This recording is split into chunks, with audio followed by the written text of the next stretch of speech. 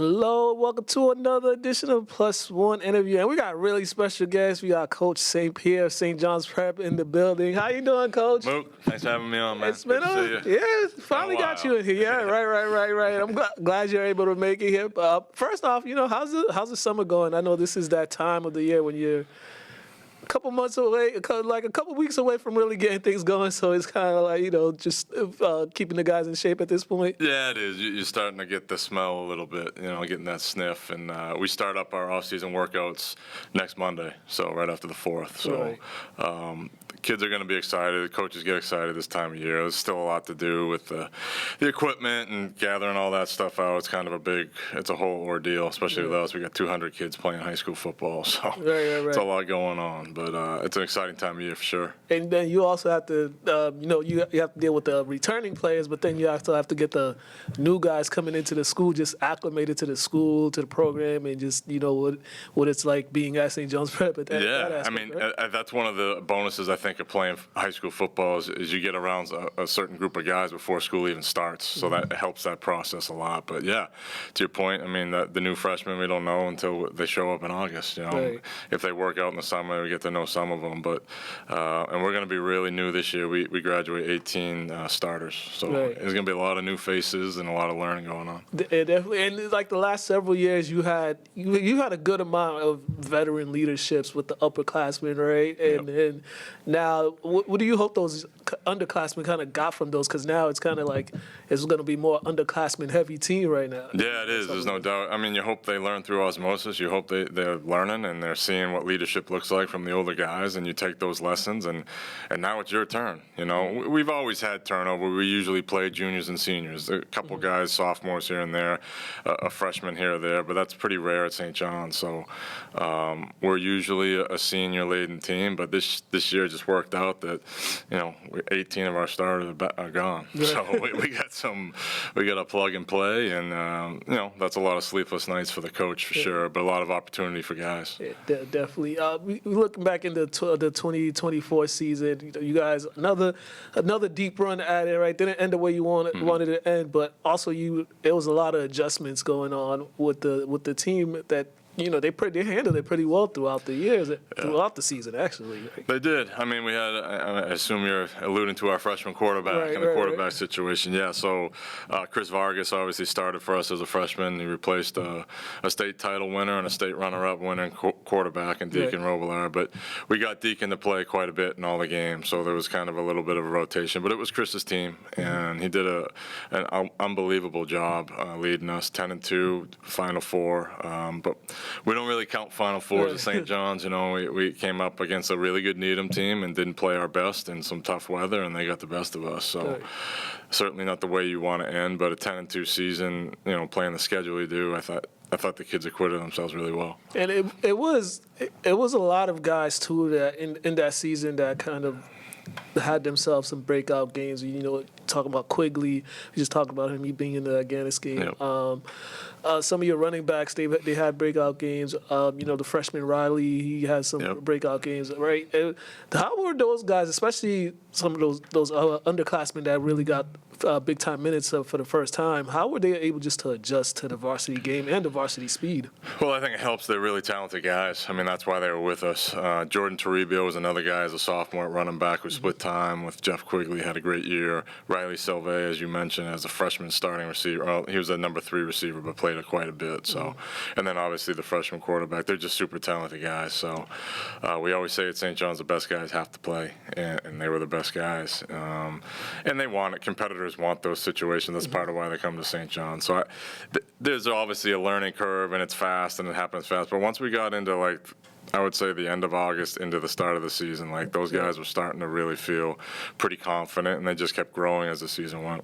And it's not even like you guys are like have a slow start. It's like you guys right away, first couple games of the season, you guys are playing really talented teams, right? There's the Central Catholics of the world, which is always give you guys good games, right? And those type of games. So it's not like they're gonna be eased into it. It's kind of like this is what we got to deal with early on. Yeah, there's no easing in process at our school. You take this year, we open with Springfield Central, then get on a bus and go to Marshfield, and then come home and play Central Catholic first 3 weeks. So we're gonna find find out really quick, as we do every year. We always challenge ourselves and try to play a great schedule. I don't think anyone plays a tougher schedule in Massachusetts than we do, and that's, par for the course when you go to St. John's. I mean, that's what you expect. That's what you want. So, but yeah, it's you're thrown into the fire really quickly. But I think kids, the competitive piece of that is attractive to a lot of kids. Yeah.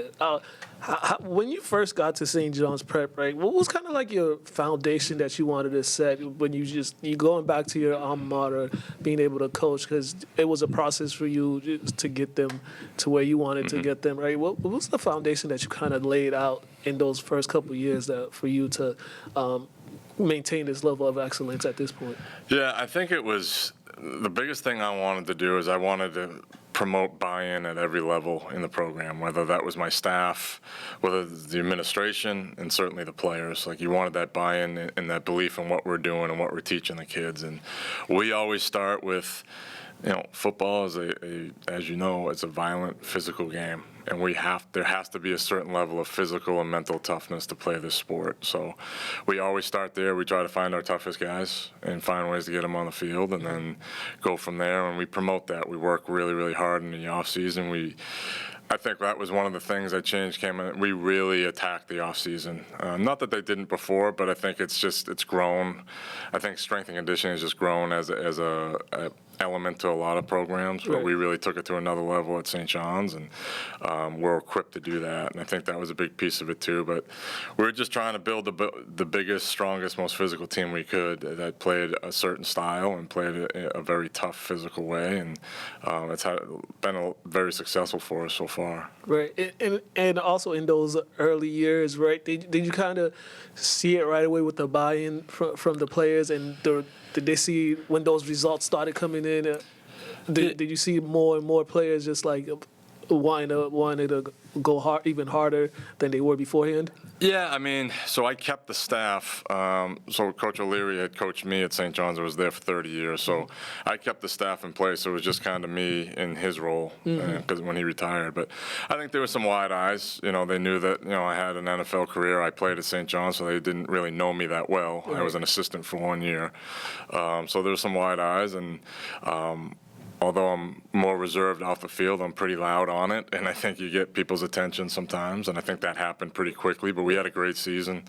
We lost in the state semifinal to Everett in the last 18 seconds, so we went 9-3, had a great year. So, and just from there, it's just been building. But we are light years ahead of where we were as a program now than when we were. Yeah, and when you look at, you have 3 of probably the most impressive state title victories that anybody could think of, especially the first 2, you guys going in as heavy underdogs. The first year, you guys pull it off, and then the next year, people are saying they can't do it again. They won't be able to get. You guys did it again.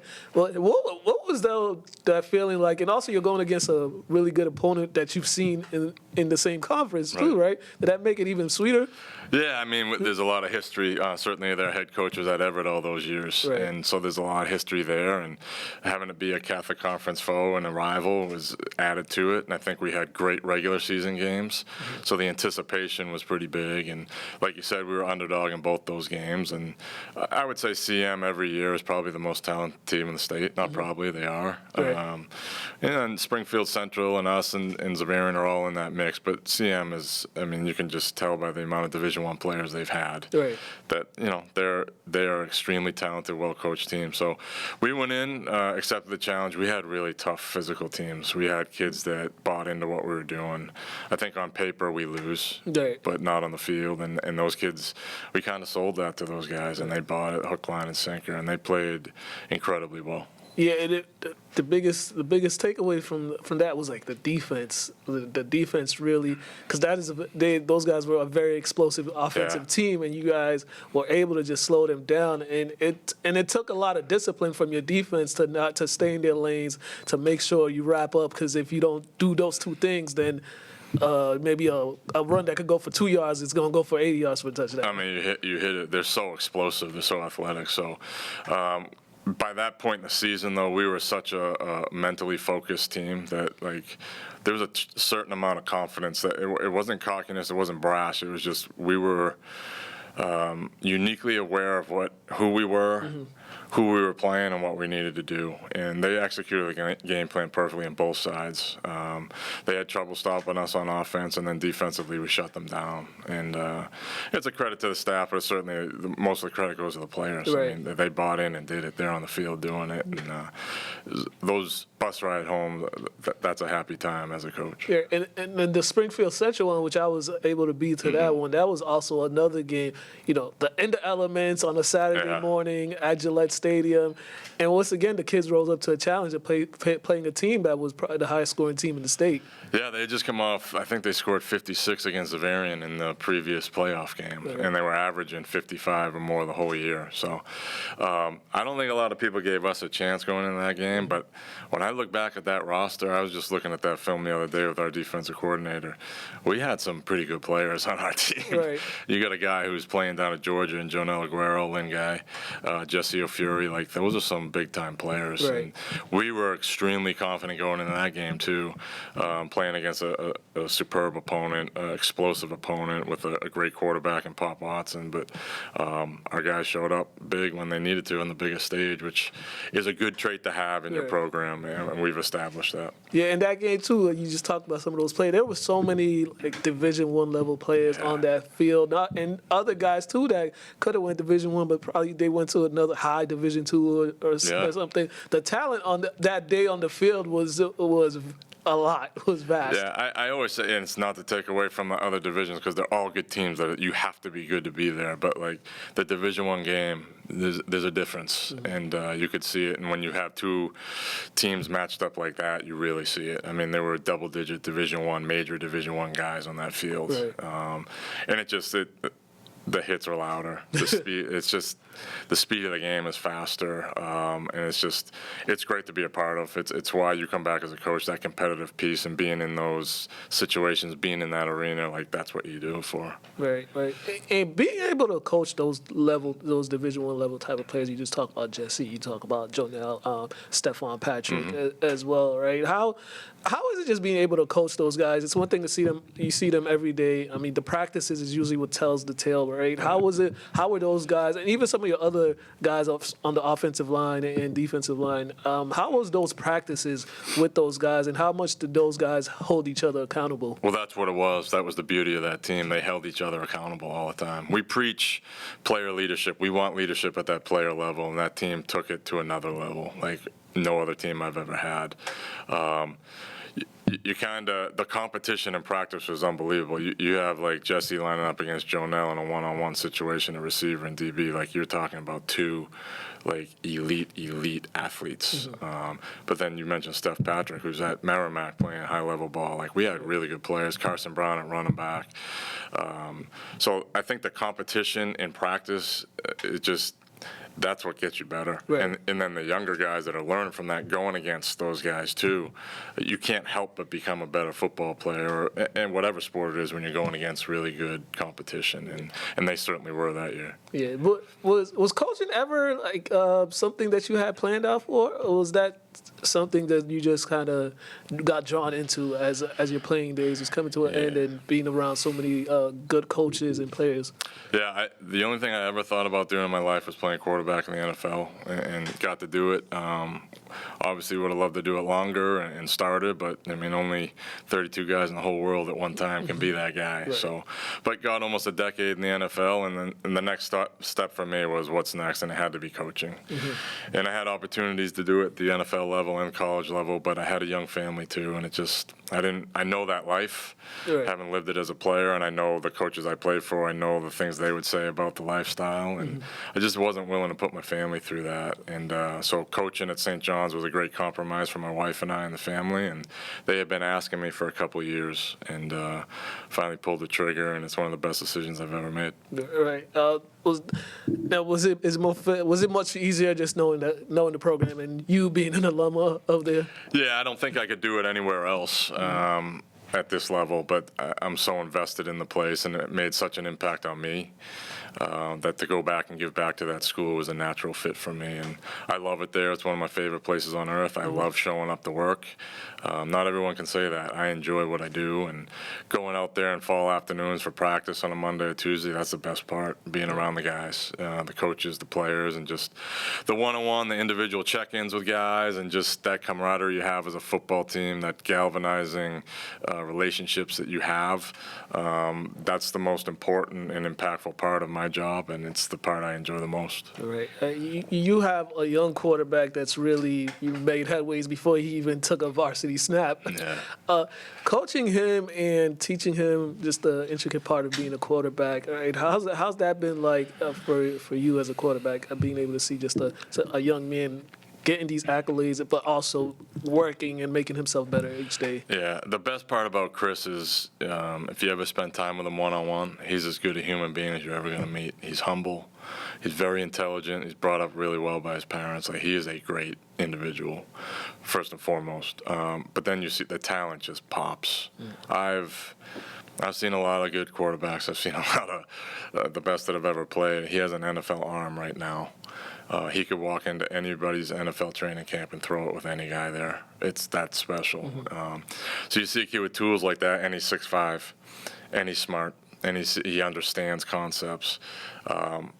It's just a privilege for me to be able to work with someone like that. He's been coming to my youth camp at St. John's for 3 or 4 years prior to coming to St. John's. So I knew back then, like, this kid's he's a pretty good player for a young guy. And he was very advanced. He's always been advanced. But he's handled it so well. He's so mature. And he's a great leader. It's by example. But when he speaks, he's got everyone's attention. And that's the stuff you can't measure about a quarterback. But when they have it, and he's got it, I mean, that's special. And he's also so even-keeled, through some of the games where he didn't play his best ball. It seemed like he's one of the biggest thing about being a quarterback and being an athlete in general is just to put things behind you and move on to the next one. It seemed like he did a really good job. You could look at the CM game where he didn't have his best game, or the Needham game, he didn't have his best game, but he was still able to just keep it, even keel and understand, like, I gotta, can't let this linger, and next time I see any of these guys, I'll have a better performance than I had this one. Yeah, I mean, you hit it. I mean, you have to be able to do that next play mentality. You hear that all the time. But at the quarterback position, you're dealing with so much, and so much is on your plate. And I thought he just handled himself so well. He had some plays and performances that he wished he had back. We all do. That CM game was by far not just him. I mean, that was all of us, myself included. We just didn't do a good job against a really good team who was ready. And, we had a great week of practice. It was probably his best week of practice. And us as a whole, it just didn't materialize on Saturday. And we didn't play well, but then we bounced back the following week against an undefeated BC High team, and he played unbelievable, and we beat them pretty soundly, and they were a really, really good team. So that showed me a lot about Chris's character, not that I had any questions anyway. All right. Speaking of that, we got to go back to your playing days at St. John's Prep, right? But first, what got you drawn into football? When did the love of the game start for you? Yeah, very early. My dad was the team doctor for Salem High School and Danvers High School and St. John's. So my childhood in the fall was a Friday night game at Danvers High, and then a Saturday afternoon game at either Salem or St. John's on the sideline. And I was just hooked at a young age. He had played football at Harvard. He was the 100th captain at Harvard football. So I knew about that. One of my uncles played at Indiana as well as a running back, and then one of my cousins played at BC. So it's a football family. Right. But just being that close to it, tagging along with him when he was on the sidelines, I got the itch early, and I loved how important the game felt. Right. It was so impactful to me, and I love basketball. I love baseball. I'm learning to love lacrosse through one of my sons, two of my sons that play. I love all sports, but there's something about the intensity of football and the enormity of every game, because you only get so many and you only get one a week. Right. It's so unique that way, and it was just really attractive to me. And I knew how hard it was, but I also it was just one of those things that I couldn't get enough of. Right. And also being around those varsity guys, and because when I was in high school, the varsity guys, they always treated those the kids that were around, the kids of the coaches or trainers and like little brothers and stuff like that, and then you see them get older and now they're in that same position. But how was it like for those guys on the varsity that that you were around all the time, that they saw you and how they treated you? Yeah, it was great. I was always treated well, but I remember not being a water boy, but being on the younger side. I was probably like I want to say 5th, 6th grader. At prep games, and then I ended up starting as a freshman at St. John's, and some of those guys that were very young on that sideline were now seniors. Being like, huh? No way. Right. Like, putting 2 to 2 together. So, yeah, that was unique, but I was always treated great on the sideline. It was a great education for me just to watch coaches and their reactions and that type of stuff. Jim O'Leary had his way of doing things at St. John's. Ken Perone was the Salem High coach, and he had his ways of doing things. And but I just remember it was so impactful being that close to the action. Right. Starting with varsity as a freshman is not an easy thing. No. It's not, especially back then. Back then it was a lot. The game was a little different back then and how it was played. Right? How were you able to handle the situations of being a varsity star, pretty much being the leader of the offense as a young freshman? Yeah, it was wild. So I was the height I am now, which is about 6'4", but I was 160 pounds, and I mean, that was after a heavy meal from my mom. I was tall and really, really thin, and we had 2 running backs. One was Rob Conrad, who went to Syracuse and then played for the Dolphins for 6 years. He was 6'2", 235 pounds, and put together. Right. And the other guy, Brian Toner, was the same size. They were bigger than some of our linemen, and I was running option. So, those guys were coming downhill, and, if I didn't get the handoff, right where it's supposed to be, they were running through me. Right. There was a lot of pain involved in it, a lot of learning, a lot of getting yelled at.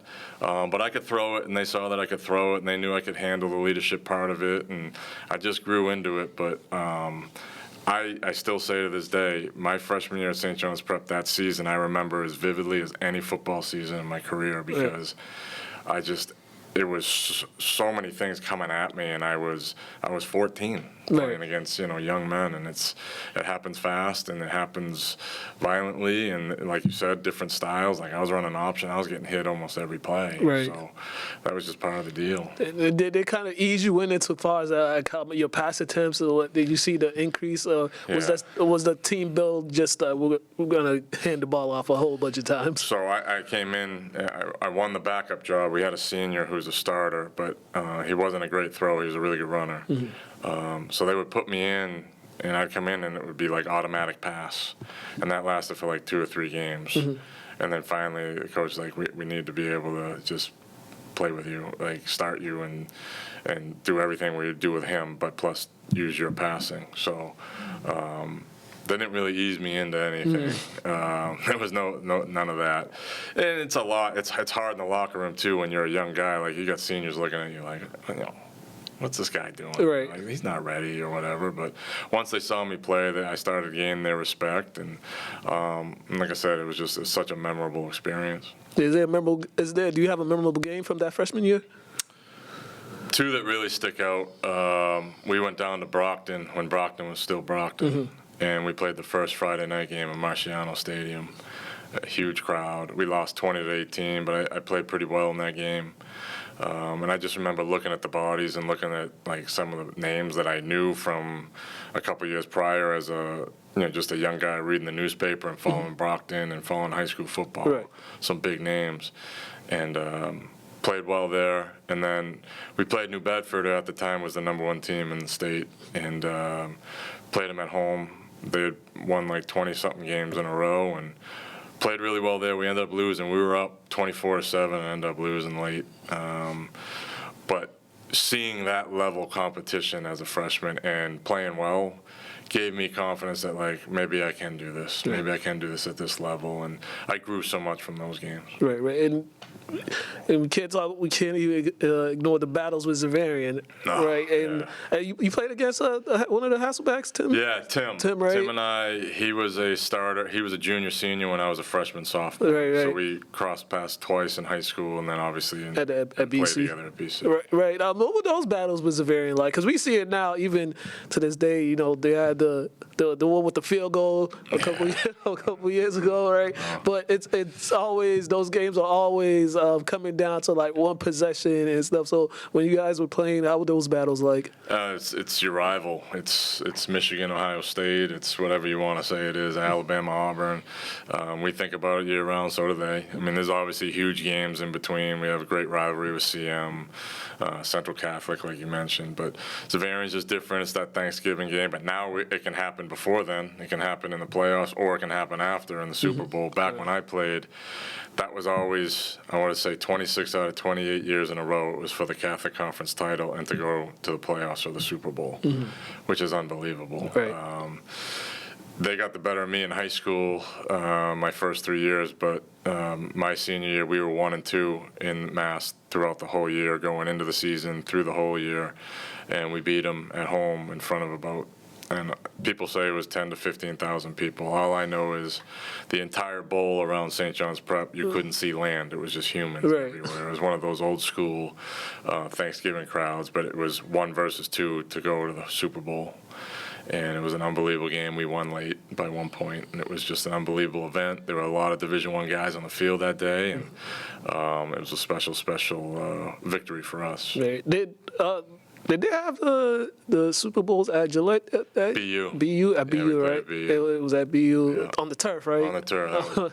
Barely turf. It was more like a parking lot with a rug on it. All right. Getting a chance to play for a state championship, that's one of the greatest feelings in the world. Your team's feelings going into your state championship game that year. Yeah, we were all business. We knew we were the best team. We were playing New Bedford, but it was almost like once we beat Zavarian on Thanksgiving, it was just, how much is this going to be? Like, how many points are we going to win by type of deal? And we won, I think it was 28-0. And it was a very anticlimactic Super Bowl game for a lot of people, but it was kind of, us and Zavarian were just on another level that year. And so we took a business approach that whole year. We were a senior group who were always competitive, but, took a lot of, beatings as young kids. We played young. There were some guys that played as sophomores. I played as a freshman. So we had been through a lot together. So that group was ready, and, we just kept ticking them off as we go in the season. But once we beat Zavarian, it was just like an afterthought. Right. And your decision, you do that. Now you're looking into your future. Talk about recruiting process back then. We got social media now, so it's a lot different for guys nowadays. But your recruiting process, how was that? It was wild. My junior year, I was in physics class, and Urban Meyer sat right behind me, the whole class, breathing down my neck. So this is when he was at Notre Dame. Okay. And I didn't know what to think about that. That was pretty awkward 45, 50 minutes of my life. But he just said, I want to study. If we're going to bring you in as a quarterback to Notre Dame, I'm going to study every part of you. I want to see how you are in class, how you react to teachers, students, whatever it is. I have so many stories, so many visits. I got offered by Syracuse going into my sophomore year, so the summer between my freshman and sophomore year, which is really early back then. Had a great relationship with them all along. Notre Dame, Penn State, Ohio State are all in the mix. But BC, the attractive piece for me was a couple things. The education piece was big, especially for my parents. Being local was, I was a local kind of kid, but I also wanted to play professional football at the quarterback, play that position. And they had a track record of sending guys to the league, and they played a pro-style system there. So that was the biggest piece as to why I signed and committed to BC. Right. Now, you get there, Hasselbeck, he's quarterback, right? You're familiar with him now. You guys are teammates and stuff. Like, how was he helping you just get accustomed to just the college life and understanding like what's going on at BC and getting you situated? Yeah, it's so hard with quarterback because you're fighting. There's only one of you. Right. There's only one of you on the field, so you're fighting for the same thing. And we were in a quarterback battle. I redshirted my first year. He had 2 years left, so then I had 4 years left. And my redshirt freshman year, we had we were in a quarterback battle, and I played in every game. He was the starter, but I played in every game, and they were kind of using me to push him and see if I was ready to take over. But he played well. He was a good player. So we were kind of – I don't know that it was ever he sat down and tried to, help me. It was just we got better. Each of us got better through competition. Right. We certainly respected each other, but you're fighting for the same thing. So I don't know that we were going out to eat together and hanging like that, but we were about the team. Right. We never let that get in the way. But I mean, he was a starting quarterback. I wanted that job, and I was fighting for it. But I played a lot in my freshman and sophomore years. Like I played a lot of football, so I was ready by the time I was a junior. Right. Did just the aura of Boston College, did that ever get to you? Because they, as you said, they have a track record of putting guys in the league and you being a competitive team, right? Was there kind of like a sit back and moment, like I'm here type of moment when you were looking around the stadium or pregame or any of that? Yeah, I mean, it was probably my redshirt freshman year is probably where my first moment I was like, what just happened? We went down to Blacksburg, Virginia, to play Virginia Tech back in the Michael Vick days. Right. And he went off, and it was like, first of all, if you've ever been down there, the place is nuts. You can't even have a conversation with the person next to you. It's unbelievably loud. We always played at night. They were really good. It was the year they went to the national championship game against Florida State, and he was just electric, and he was the fastest human I've ever seen on a football field, and he was running all over the place. I'm just like, I don't know if I can do it at this level. I had played, and I was playing that day too, but it was just, I was young. But you're always looking at guys like, if I want to go to the league, I mean, this is the best at the time. Like, am I on this level? So, and of course you're a different style player and everything, but it's like, there's always that doubt in you until you actually become the starter, and then you do it. Right. And I always believed in myself, but there was always that I need to see myself do it. Right. And I finally got that chance. I started a game as a redshirt freshman against Pitt and played well, and then out at Notre Dame, my sophomore year was really kicked in for me that I could be a good player because I had a really good game against a really good team in Notre Dame Stadium, and it was that's a special place. Right back on that. People talk about the Michael Vick experience, and people that were there, they always tell you can't. If you watch it on TV, it's one thing, but when you're there in person, it's undescribable. It's a whole different thing. But for you, seeing it in person, you just talk about him being the fastest person you ever see. But what was that like the Michael Vick experience in person like? And with that crowd down there in Blacksburg. It was just not. It was just like I'm sitting there going. Of course, I wouldn't vocalize, but in my head, I'm like, we have no chance. It was 14-0 before we even knew it hit us. And I'm like, this dude, not only was he so fast, but I don't think people realize how strong his arm was. He had a cannon for an arm. He was just an electric player, and just, he was a new age, new breed, and people talk about Lamar Jackson nowadays and all that stuff. I'll put Michael Vick up against him any day of the week. If Michael Vick played now in that Ravens offense, I mean, he'd be just as good or better. Right. And just to see his physical prowess and how talented he was, it was kind of humbling to watch. But it was also exciting to be like sharing a field with he's special. There's no doubt. Right. And you guys got a chance to play against some really special teams, right? You didn't even talk about the Miami teams that you guys went up against. I think one of those teams won the national title. Correct? Yeah, my junior year, 2001. They won the national title. We had them beat. Right. Is that the Ed Reed fumble recovery game? Yeah, I remember watching that game. We had them beat, and if I said their whole defense went in the first round except for one guy who unfortunately passed away in a car accident prior to the draft. But you're talking about Jonathan Vilma, you're talking about Vince Wilfork, Ed Reed, Sean Taylor. They had some dudes. Right. And then on offense, you had Willis McGahee, Clinton Portis, and then Frank Gore was their third string running back on that team. And Miami was just, they had finally 2000 and 2001, 2002, they got back to what they were in the 90s and the 80s. Right. And when they had it going like that, you didn't beat them. Right. They were I call them the University of the NFL because that's what they were. And the talent level was through the roof. But we always played them tough. And I thought they brought the best out in me and us as a team because we knew what we were going against. Right. That one the one that kind of stings the most, that loss, because you guys were right there about to go in and pretty much put the game away. What killed us was the possession before we went right down the field and we missed a field goal that would have cut it to a 2-point game. So then on that successive drive, once we got in the red zone on 4th and 10, I threw a pass and got us down to the 9-yard line. We could have just kicked the chip shot and won, but we missed the field goal. And then, honestly, on that play, it was a call that I didn't really love against the defense, and we didn't have any timeouts. The clock was running, so I was basically just trying to throw it at my receiver's foot, like just dirt it and stop the clock, but I didn't want to get intentional grounding either. Right. So I just tried to throw it in the area, hit his foot, went up in the air. And then a defensive lineman who got cut down on the play just stood up and like fell into his hands.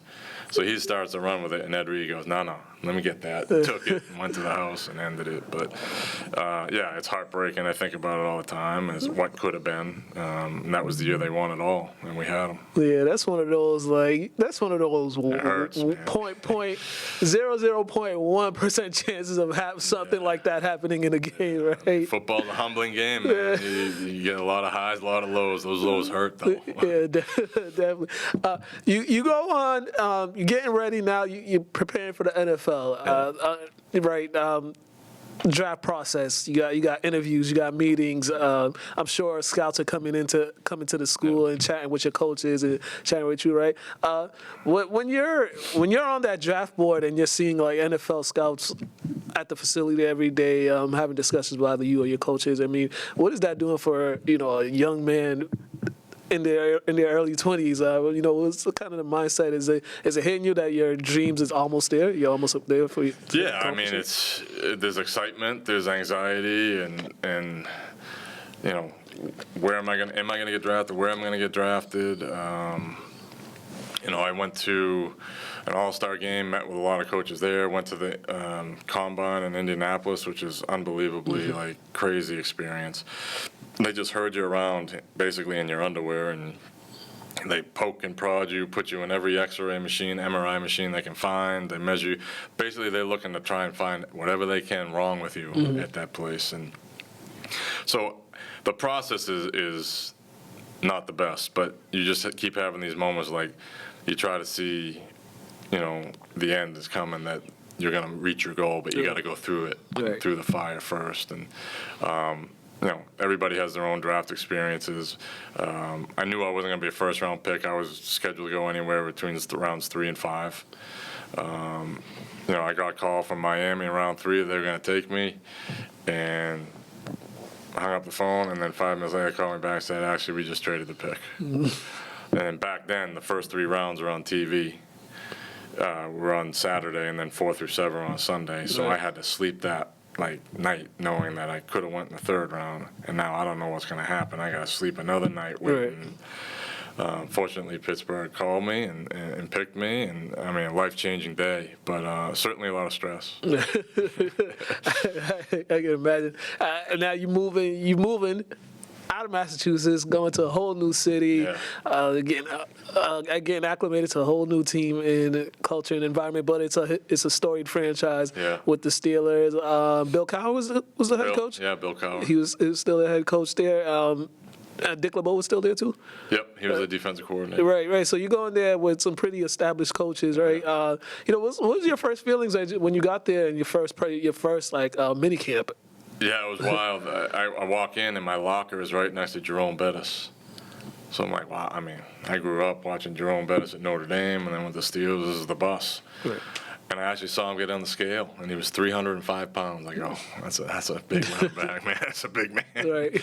But that was an eye-opener for me. And then, we go out. I'll never forget the first stretch, and we would put our helmet next to us, and we're all in lines. And I just looked at my helmet. I looked at that Steeler logo, and I just looked around. There's trains going by us. I'm like, I'm in Pittsburgh. Like, I'm playing for the Pittsburgh Steelers. And it was just a moment that I'll never forget. Like, wow. Like, I made it. I'm here, and there's certain franchises in every sport. You got the Celtics, the Lakers, the Cowboys, the Steelers. And I was with one of those franchises, and it was special. I loved Pittsburgh. I had a great time there. My wife and I both enjoyed the place. It is a football crazy city. It's all they care about, and they bleed it. Right. Also, you still have to earn your way on the roster, make the roster too, because once after the third round, you're not guaranteed a roster spot, so you have to work your way to make that 53-man roster preseason and all that. So you trying to make the roster. Talk a little about that process. I mean, I'll say this: I don't miss it. It was every year of my existence, all 8 years, I was fighting to make a roster because you're not given anything as a backup quarterback, certainly. And everywhere I was, my first year in Pittsburgh, we had 2 veteran guys, but then we didn't have a great year. And then we draft Ben Roethlisberger. So I'm a second-year player, and they just drafted a top 10 pick. Right. So I know that I'm not going to get a chance to start. But I fought like hell to make that team and made that team my second year. And then I went to Baltimore for a year, and they got Steve McNair. And then I go back to Pittsburgh with Ben again. And then I go out to Arizona, and Kurt Warner has like a career revival. Right. And Matt Leinart was there as a first-round pick, and I actually beat Matt out for the number 2 job. The year we went to the Super Bowl, so I was always surrounded by like Hall of Fame quarterbacks. It wasn't just like a guy that was a pretty good player. It was like Hall of Fame guys. So learned a lot, but like trying to make a roster every year is incredibly stressful, like incredibly. And I don't miss that feeling. But in that too, you're also going, like you say, you got a Hall of Fame quarterbacks that you're competing against, and then also like you got Hall of Fame coaches too, and some great coaches coaching you up in that process, right? What level of how much did you take in from each of those guys that you were able to compete against, and also like from the coaches aspect, like what were some of the things that you saw from them that kind of helps you to this day? Yeah, I mean the coaching piece. I mean Bill Cowher was he's a big personality, and it's real. When he yells, he spits all over you. I can tell you, it's happened. But he was a player's, like he loved the guy. He was one of the guys in terms of he was a player. He was a fringe roster guy that fought his butt off to make rosters and was a special teams linebacker. So he understood that piece. Dick LeBeau was a guy, like I picked his brain as much as I could whenever I could because, I mean, he's a defensive mastermind, and I would go against his defense in practice all the time. As the backup quarterback, you have to run the show team. Right. So I was Tom Brady one week, Peyton Manning the next, or whoever we were playing, going against Dick LeBeau's defense, and you're trying to do a great job and become a better player. And when you go against somebody like that, it's going to make you a better player. And he was so gracious with his time. John Fox is a guy, my last year I played in Carolina. It was a crazy situation, but like he was one of the best humans I've ever met. Like he was just, he was so down to earth and so on the player side about everything and understood all the trials and tribulations as a player that you go through. And he's just a really good person. So, yeah, I was fortunate. I played for a lot of good guys and played with a lot of great guys and learned a lot from all of them. Right. Kurt Warner is a guy who taught me a lot about he would make the offense his. He was at the point in the career, like he would run our meetings. Like the offensive coordinator just kind of sit there and listen. Right. Like he was running it. And he just taught me about things that he would look at. And he was so aware of what his strengths were and what his weaknesses were. I think that was his biggest strength, like on top of being incredibly accurate. But I learned a lot from him as well. Right. You got a chance to be in the Super Bowl. Yeah. Right. That was a really wild year too. That year, and another situation where you guys had the game, right? Had the game. St. Antonio Holmes makes that crazy. Did he catch. Get the second foot in? I don't know, man. I'm still. Right. And I don't know the defensive back. It literally went over his fingertips. Ralph Brown, yeah. Right. But describe Super Bowl week. Because leading up to the game, it's a whole spectacle in itself, especially for the players. It was wild. Well, it was hard for me because it was my first year away from Pittsburgh, and we're playing Pittsburgh. I was in Arizona. But we got, I don't know where Pittsburgh practiced. We practiced at the Tampa Bay Buccaneers facility, which is beautiful. Great practice field, great facility. So we had a great week. A lot of good restaurants, a lot of events. The media day is wild, like everybody says it is. I mean, it was wild. And then the moment that really kicked in for me is when I went out pregame and the stadium was already half full and loud. And then when you go out and that opening kickoff and the flash bulbs go off, like that's real, that's legit. And it's like, wow, there's not a seat to be had in this stadium. All eyes in this country are on this right now, and it was an unbelievable game. Right. When we scored, I remember when Larry scored on that last one. I just went right to Matt Lyon and I go, too quick. We scored too quick. We left them too much time because I just knew how good Ben was, and they made a great play at the end. Right. For watching from the sidelines, though, just because the game started off slow, and then it just at one point everything just picked up. At one point, you get the big interception by James Harrison before halftime. Then Anquan Bolden and then Larry Fitzgerald. Now they're starting to make plays. Now it was just like, first quarter it was really slow. Then late second quarter, going into the second half, everything just picked up just like that in an instance. It's like when you see a great heavyweight fight and two guys are kind of feeling each other out early rounds, and then it just erupted. Obviously, that interception before half was the difference in the game, because if we score there, we go up 14-10 at half. Right. Instead, we go down 17-7 and deflated.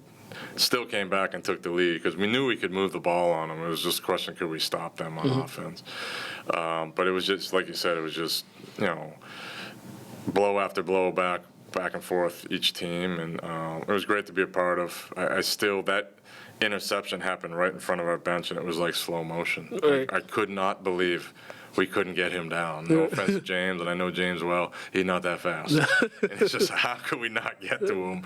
And it was just guys falling off him. Or actually, Larry Fitzgerald had a great angle on him, but he bumped into a couple of our guys who were on the sideline. Yeah. So he had to go behind us on the sideline to get back in. I think they actually show that on replays. Yeah. I mean, that really cost us because he would have caught him. But a great event to be a part of, certainly. Yeah. When did you know it was time to hang it up and call it a career? I did. They told me. Yeah. When they don't want you anymore, they stop calling. Then it was done. I would have played like my last year at Carolina. I actually wasn't in a training camp that fall for the first time ever, and they called me in October, and I called me on Friday, flew me down Saturday, took my physicals, got on a plane Saturday night, went to Tampa, served as the backup quarterback, didn't know anything. And then that following week, I started against Baltimore, who was the #1 defense in the league at the time. Right. So, I mean, that was a wild ending to my career, but I would have played as long as somebody wanted me to play. Right. I loved it. But I knew, as you approach 30 and you're a backup quarterback, I was 32 at the time, I'm like, yeah, I could see that this might not go much longer, but I did it longer than most people. Right. It was great for me financially, for my family. I'm very blessed.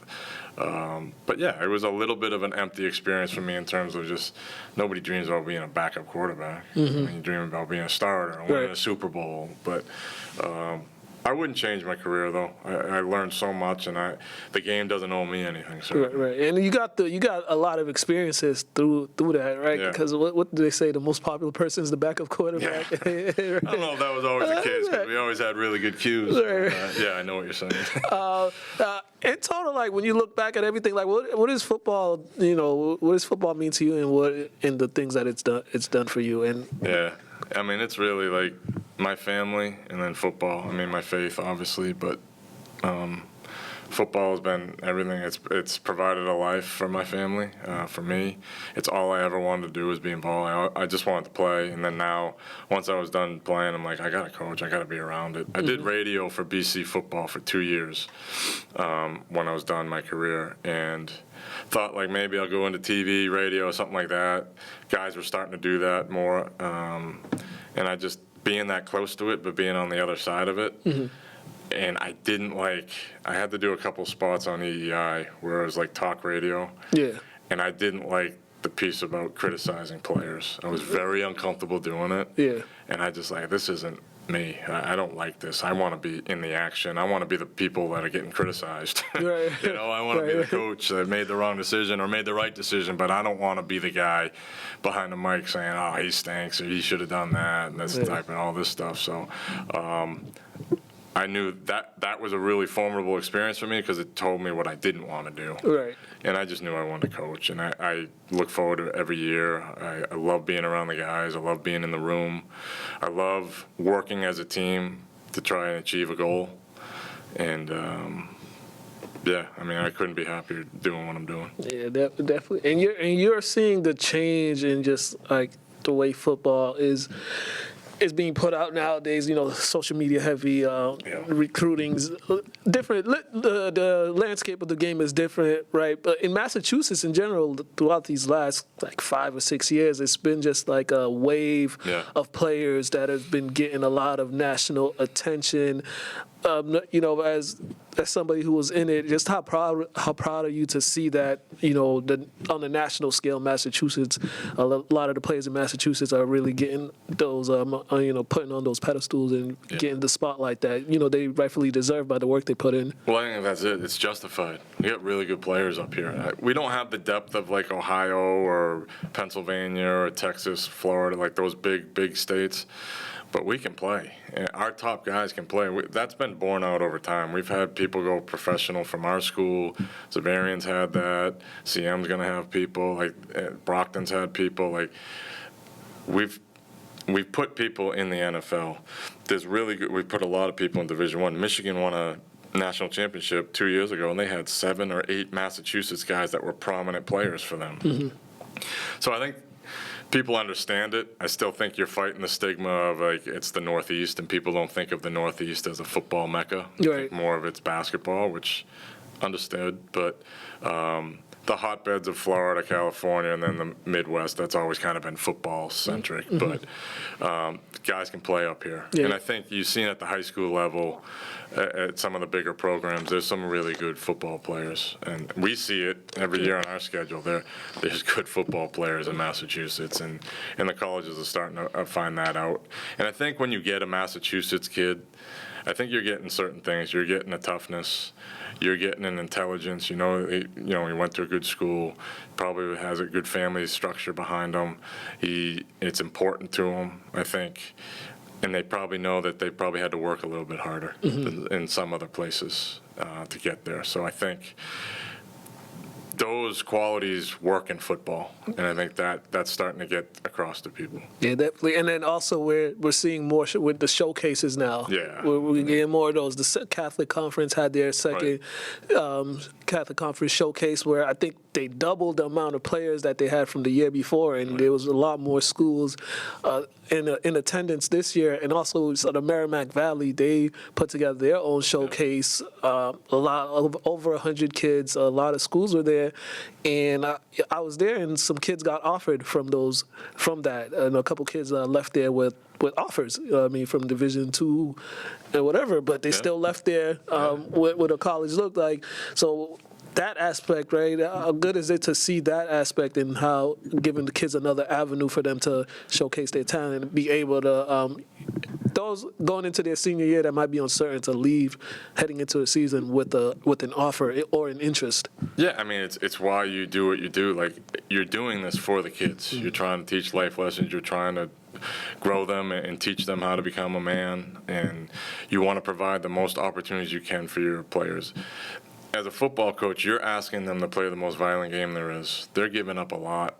They're going to be working out in the summer when their friends are doing summer stuff at the beach or hanging out or going out. Like, not that they can't do that, but they're going to be doing stuff in the heat of the summer, hard stuff. You owe it to them to do everything you can to promote them. And I love the fact that as a conference, and I give Zavarian, Coach Fornaro, and his assistant, Mark White, who does a lot of it, I give them a lot of credit for starting it. It is an organizational undertaking for the coaches. It's a lot of work, but it's worth it in the end. And when you see the byproduct of this being offers and exposure for kids that needed it and don't always have the ability to get to the places they need to get to, I think it's something we should do. It's something I'm glad that we do, and I think it's only going to grow from here. And like to your point, this year at the Catholic Conference, when we doubled the amount of coaches we had, like college coaches, but we also had more time to plan it. We got a late start on it last year, so we had more time to plan it and kind of go through the ups and downs of the pitfalls of doing it. We learned a lot from that, but yeah, we had multiple kids get offers coming out of the Ivy offers. There was Patriot League offers, so it was well worth our while, and certainly worth for kids' while. Yeah, that relationship with schools and programs too, that definitely goes a long way, because the schools coming from far through that come to the games throughout the year, and then now you get this one day where you can just really get to know them. That's also great. All the years you've been coaching, you just talked about some of the teams that you've played, that your team has gone up against, right? A lot of talented teams. I had this conversation with the guys during their camp. That 2017 Everett team, was that one of the most talented teams that you've ever come across? I mean, you talk about UCCM all the time with all the talent there, but that specifically that 27 Everett team, as far as just like the talent that team had, was that probably one of the best teams that you've ever just came across as a head coach? It's the best team I've coached against, and I don't think it's close, and we've played some really good ones. CM 2022 team was really good. 2021 team was really good, but that 17 team, you got like Isaiah Likely at receiver. Like we had our best corner, Icy Preem, was 5'5" and 148 pounds trying to cover him. So we had to put a safety over the top of that. But like there was nothing you could do. Mike Sanderson was on that team. They had so many guys. Speed, size, well coached.